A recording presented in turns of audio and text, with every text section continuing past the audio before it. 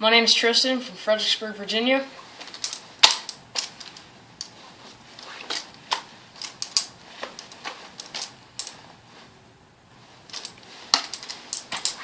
And I'm a gamer poet. Well, as some of you may know, I'm burning out, so I've decided to take a break.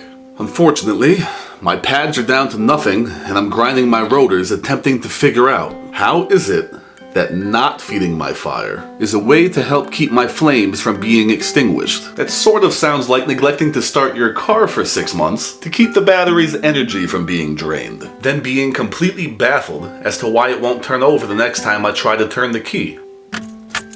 Instead of teaching it how to play dead, apparently I should have been teaching it how to fetch and turn over. Yes, I have to replace my car battery and brakes today. And that is where the analogies are coming from. I'm not sure why car garages also sell analogies, but they do, so there. So figure out what it is and shut it.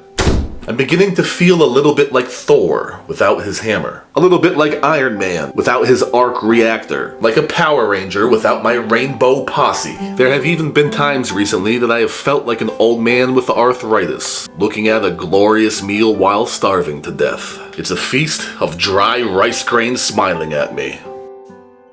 But all I have to pick it up with is a pair of splintered chopsticks. And my arthritis has the eye of the tiger, and it won't stop showing me its claws. If I wasn't so burnt out, I'd realize that all I have to do is plunge in face first and save myself.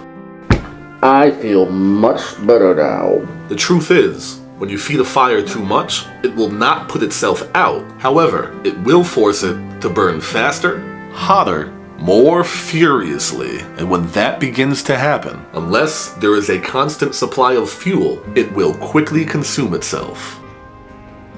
And I am just not that hungry.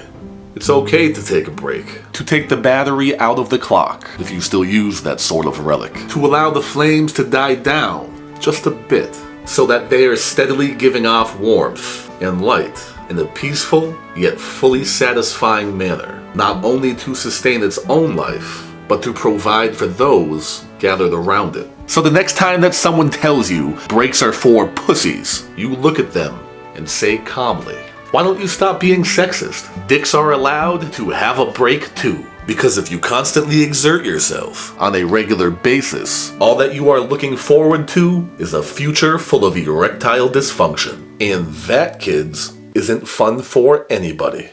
With that bit of wisdom shared, I'm off to fix the brakes on my car. You mother... And here is another gamer poet, courageous enough to express himself to the world. Please give him the same courtesy that you all have given me. Well, not all of you. You fuckers know who you are. And many times I despised the path I was on. The path impractical, irrational, and deceiving. And on that way, I found the mantle I would don. The mantle of chaos, of death and unknowing.